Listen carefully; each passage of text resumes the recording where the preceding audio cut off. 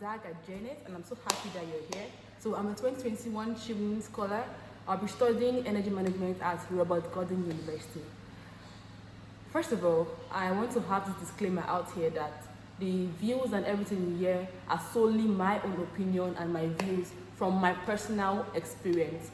It's not what the Chevening Secretariat entails, just my own views and the tips I use to get the scholarship. So in the Chevening Scholarship, we have 4 essays. You're supposed to write 4 essays: the leadership essay, the networking essay, the study in the UK essay, and the career plan essays. These 4 essays are very important as it's the basics for your selection for the interview. So stay tuned as I run through the Chevening Leadership essay. So for the leadership question, the leadership essay, this is the question that you get when you get to the portal.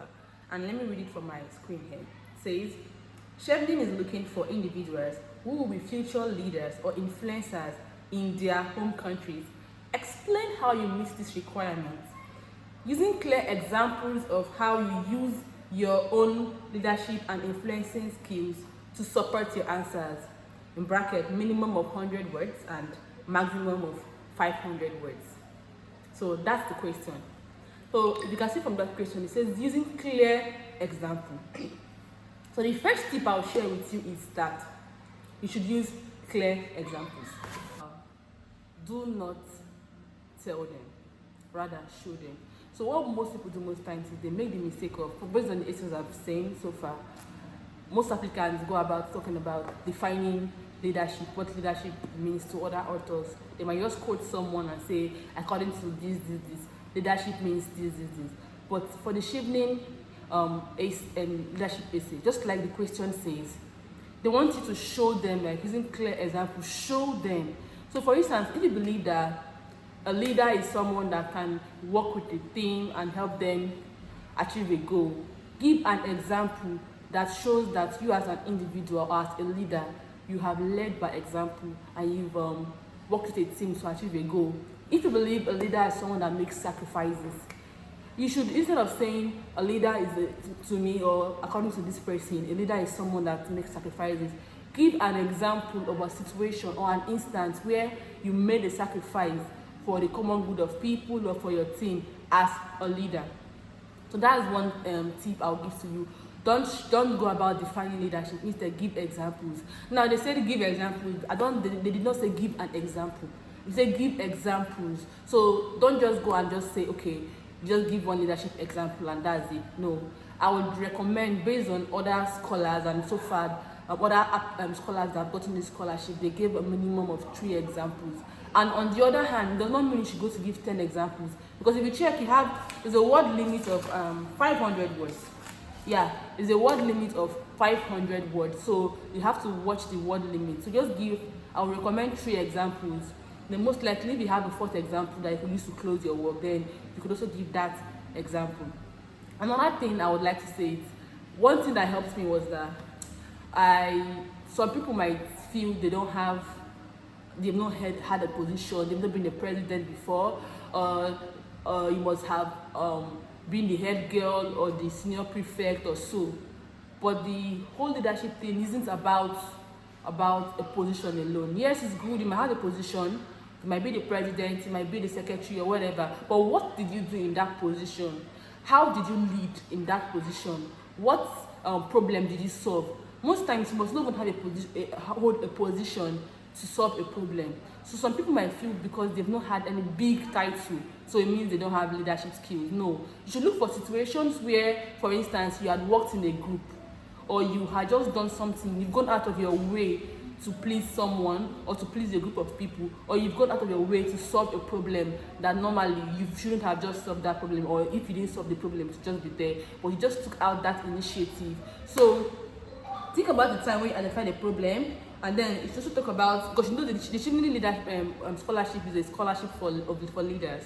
So Chevening is looking for people in their home country with the little resources they've had, if they've been able to make impact. So the impact must not be so big for it to be called an impact. So they believe that even if you were able to impact a small group of people while you were in your country. If you get the scholarship and you have that international exposure and they invest in you, you can come back and have a greater impact when you come back to your home country. So it's about the impact, not really the title. It's good if you've had those positions, but it's more of the impact. So don't just focus on the titles alone. Check about situations where you've had impact.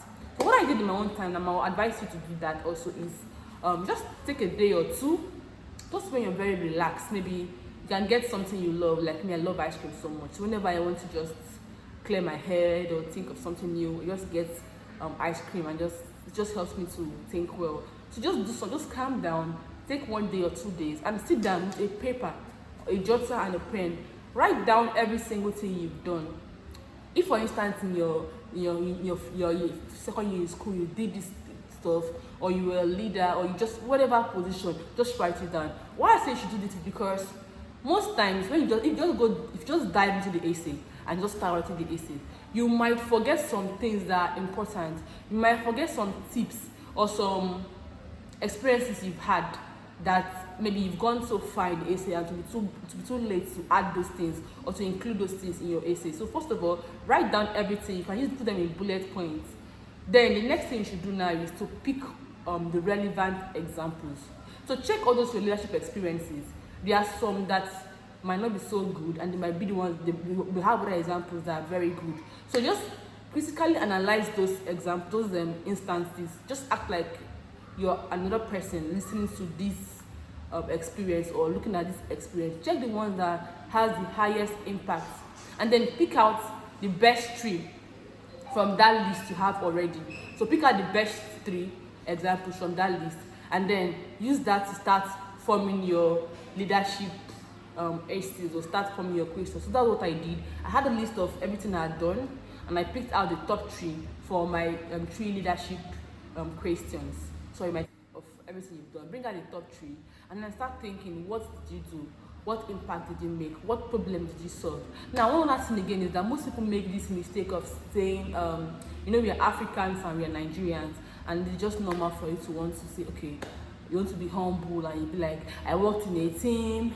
In the team, we did this, we did that, we did this, or we did that. Please, please, please, don't do that. Yeah, we are Nigerians, and we always want to be humble. But this time around, don't just focus on what the group did. What did you do in that team?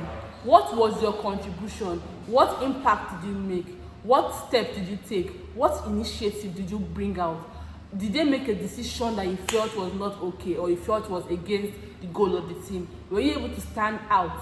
So the thing about this impact is that you don't need to feed 5,000 people with 5 loaves of bread and 2 fishes to show that you've impacted. No matter what the case may be, just write it down. It's about how you tell those stories. So one other tip I'll give to you now is storytelling. So you should know how to use storytelling in your essays, because this the panel will read thousands of applications, thousands of essays. So if your essay is just there, just try to make your work to be as interesting as you can make it. Use storytelling, and your work should also be concise. So one approach you could use to make your work concise and straight to the point is the STAR approach. So I use the STAR approach when writing my leadership and my networking essays. So the STAR is situation, task, action, and result. I also added an L, that is lessons, to some of my examples, just to help. So this approach will help you to make your work clear and concise, because you have just 500 words to give 3 examples in. So when we talk about the situation, what was the situation? What happened? What was the problem? What was the task? Like what was needed? What needed to be done to help solve that problem? What action did you take to solve that problem, and what was the result after you took that action, and what did you learn from that experience? So that's just what the STAR approach is all about. So when picking your examples also, it's good that you pick relevant examples. If, for instance, you're in the medical field and your focal point is in public health, and you have some leadership experiences in public health, and you have some other leadership experiences maybe just in the church, not really related to that, or just a normal example, I would advise you pick relevant leadership examples. So to look like a trail. So they could say that, okay, this person has led, he has been in charge of this project for this NGO that is about public health, and the person did this project and led that project and solved this problem while in that space. So it is believed that when the person goes to the masters for her masters or his masters in the UK in public health, the person could be able to get an advancement on the person's skills and to help the person come back to the person's country and impact more. So pick relevant examples, especially for those that have lots of leadership experiences and examples over the years. Just pick the most relevant examples in your leadership essays. So I will just go straight into one of the examples I gave in my leadership essay. So I'm just trying to make it to be as short as possible, but explaining this example I feel is important so you have an idea. So your work should have an introduction normally, the way every work should be. You should have an introduction, the body of the essay, and then you should have a conclusion. So you can have an introduction in one paragraph. Maybe in that introduction you could even include your first example. Then you have another paragraph for your second example, your third example, and then your conclusion. So that's just how the body of the essay would be. So in my first example, I shared an experience in secondary school. So I always wanted to practice engineering, and then because I loved solving problems, I always wanted to find out how things happened and why they happened the way they happened and how to make things better. So I just had that thing in me, and then I told one of my teachers then in school, and then in his own opinion, based on his own exposure, then he told me that women cannot practice engineering because he believed that as a woman you get married and stuff, so you might not have that opportunity to practice engineering, that I should look for a field that I'll be able to get my hands on the job and do stuff. But because I still wanted to go for engineering, after getting that discouragement, I still went ahead. I forged ahead with my decision. So when I got into the university, my first year, I was discouraged because the gender gap was so much. It just dawned on me that there's a possibility that this stereotype might be true. And I had friends then in class that I discussed with, and I realized that they were also faced with this same stereotype. And most of them felt they were like, it means our degree is going to be a waste. Let's just get whatever good we want to get and find what to do with our lives afterwards. So that was what happened then. So one day I was fortunate enough to attend one conference that was organized by, I think I even put the association, the Nigerian Society of Engineers. So one other thing I'll tell you is, why giving you examples, if it's possible, put names, places, time, so to make your work look more real. Like it should to give your work this authentic feel when they are reading it. So I talked about that conference I went for. I put the name of the conference and how it was time for them to introduce the keynote speaker, and then talked about the great things the person had done. Like the space the person had conquered in engineering was massive. And then only for them to introduce the person, and it was a lady. I was just amazed. I was like, wow, so this woman has done all these things in this same engineering that I'm thinking somehow that I might not be able to practice it. So after the whole incident, I waited for the event to end. I took her contact. I realized that there were even more female engineers at that event that day. I just took their contacts, and I just had that passion was just revived, like it brought that passion back to me. So I wanted to go back to my school and also make other girls have that same feeling that I got. So I thought about it and I did my research. I discovered that there was a professional body that was there, upward, that was existing, and it was a body for female engineers, for women engineers, and it's just a body that helps to advance the career advancement for the career advancement of female engineers. So what I did was I even went out of my way to go for more conferences because I didn't have any contact in that body. I went out, I reached out to people until I was able to network, and I got the contact of the national president through another female engineer in my state. And I gave her a call, I introduced myself, and I told her that I would love to have a chapter of that association in my school because of this stereotype that we were facing. We wanted to have that feel, that connection with the female engineers and stuff like that. And she was very happy, very nice lady. She told me that was a very good step I wanted to take, that they were there to support us, to go ahead and register. I had to go back to school, had a meeting, formed an executive council, and then we went to the dean, registered the association, and then we started. We organized some events and stuff like that, workshops, excursions, and just stuff to help in the advancement of female engineering students, just to increase that passion and that drive for engineering. I even had one conference then in 2018 that we invited female engineers from the industry to talk to the female engineering students, and other students were there at that conference, just to motivate them and increase that drive for engineering. And then in the run, I had people that really benefited from those events because it helped to mold them and helped to make them better people because of those events I did. So if you check this example, it's very long, this way, because I'm narrating it, but it wasn't as long as it's in my essay. So you see that the situation there was that we had this stereotype. I was faced with this stereotype. I felt I won't be able to practice engineering because of what I was told in secondary school. I got to the university. I realized that some other girls were faced with that same stereotype. So what was the task? After discovering that this stereotype was not true, I had to find a way to break this stereotype and pass the correct information to students. What did I do? I attended conferences, networked, and got to the APREM national president. I also got back to my school, formed an executive council, and registered the association, organized events that will help to advance female engineering students. What was the result? In the long run, it helped in the overall career advancement of female engineering students in my school, because the association is still existing up till now.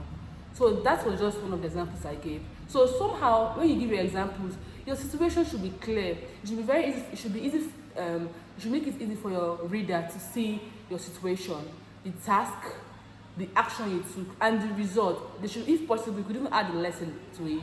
So you just do that: your introduction, the body of your paragraph, give the examples, and then the result. Let me check if I'm missing anything here. Okay, now. What I'm going to say is, please don't go about using plenty grammar. You don't need to use complicated English. Use very clear, simple English, so that it will be easy for them to understand what you're saying and get your message. So that's for the leadership example. You could conclude by saying something like, "Oh, my leadership experiences so far has helped me to be a good leader, and give me a second.